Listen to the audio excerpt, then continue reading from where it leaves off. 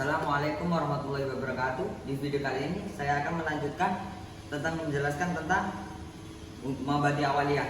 Nah, di sini saya akan menjelaskan tentang fil amr yang artinya perintah. Nah, wa huwa talabul fi'li minal a'la ilal adna. Nah, meminta sesuatu pekerjaan untuk dikerjakan dari atasan kepada bawahannya. Wa hiya qawaid al aslu fil amri lil wujubi ilal madalla dalilu ala hilafihi. Nah, pada dasarnya perintah itu untuk kewajiban kecuali ada indikasi lain yang bukan merupakan kewajibannya. Seperti contoh dalilnya wa aqimus sholata wa atuz zakah terdapat di surah An-Nisa ayat 77. Nah, di situ dalilnya merupakan kewajiban, perintah. Dia karena dalilnya itu dalil Quran. Nah, maka harus dikewajiban. Terus kalau untuk sunnah hadisnya pada dasarnya perintah itu bersifat anjuran kecuali terdapat indikasi lain untuk menjadikannya suatu kewajiban. Seperti contohnya Nabi Muhammad menyuruh untuk memanjangkan jenggotnya. Nah, seperti itu dia itu perintah yang bersifat anjuran seperti itu. Terus yang kedua, al aslu fil amri la yaqtadi an at-takrara ila madad dalilu ala hilafi. Nah, pada dasarnya suatu perintah itu tidak untuk diulang-ulang, namun hanya sekali saja, kecuali ada indikasi yang menyuruhnya untuk diulang-ulang. Seperti contohnya yang perintah untuk tidak diulang-ulang, seperti dalilnya atimul hajja wal umrata lillah. Nah, haji dan umroh cuma dilaksanakan dengan sekali. Nah, setelah itu dia terbebas dari perintahnya itu. Terus kalau misalnya indikasi untuk yang menyuruhnya untuk berulang-ulang, kayak sepertinya sholat. Nah, sholat kan meskipun sekali dilakukan tapi setiap hari, maka dia berulang-ulang seperti itu. Terus yang ketiga, al aslu fil amri la yaqtadil fawra. Yang ketiga ini, jadi pada dasarnya perintah itu tidak untuk dilaksanakan dengan segera, kecuali ada indikasi kalau perintah ini harus dilaksanakan dengan segera. Nah, perintah untuk yang dilaksanakan dengan biasa saja untuk dilaksanakan dengan segera, misalnya ada guru menyuruh muridnya untuk membersihkan kelas. Nah, kata seperti itu untuk tidak dilaksanakan dengan segera. Kalau misalnya guru memerintahkan muridnya untuk segera membersihkan tempat ini, nah maka itu perintah yang dilaksanakan dengan segera seperti itu.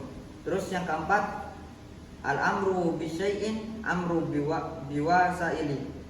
Al-amru bis sholati, al-amru bit taharat. Yang keempat, perintah untuk mengerjakan sesuatu dalam perintah untuk wasilahnya. Seperti contohnya, saya menyuruh teman saya untuk menjemur baju di tingkat 2, di lantai 2. Nah, di situ wasilahnya itu di tangganya. Mengapa? Karena kan lewat situ dari tangganya. Kayak contohnya lagi menyuruh sholat. Nah, sholat kan misalnya saya menyuruh teman saya sholat. Nah, bukan berarti saya menyuruh sholat dan teman saya itu langsung sholat. Kan semestinya kan ada wudhunya dulu. Nah, dan di situ wasilahnya untuk wudhu. Terus yang kelima ialah al-amru bisyai'in nahnu an siddi. Yang kelima ialah perintah untuk melaksanakan sesuatu adalah larangan untuk kebalikannya. Nah, kalau misalnya saya bilang jangan merusakkan TV tersebut. Nah, di situ kebalikannya adalah ia harus menjaganya seperti itu, merawatnya dengan baik. Terus yang keenam ialah idza fu'ilal ma'muru bihi ala wajhihi yahrujul ma'muru an ahdatil amri. Yang keenam ialah jika sesuatu yang diperintahkan sudah dilaksanakan, maka dia terbebas dari perintah tersebut. Nah, ini menjelaskan yang tadi, seperti tadi. Ketika perintahnya sudah diselesaikan, maka ia terbebas dari perintah tersebut. Kayak misalnya, saya menyuruh teman saya untuk membersihkan kelas. Nah, setelah teman saya membersihkan kelas, maka dia terbebas dari perintah tersebut. Nah, terus di sini saya menjelaskan tentang bin-nahri. An-nahri ialah larangan. Yang pertama adalah al-aslu fin nahri litarhimi ila ma dallat dalilu ala hilafihi. Nah, di sini pada dasarnya larangan itu untuk keharaman, kecuali ada indikasi lain yang untuk memakruhkannya. Ini kalau datangnya dari Al-Quran. Seperti contohnya aslu bin nahri li tahrimi ila madallat dalilu ala hilafihi. Jadi pada dasarnya larangan itu untuk keharaman kecuali ada indikasi lain dia untuk kemakruhan. Ini kalau datangnya dari Al-Quran, seperti contohnya merusak alam seperti itu.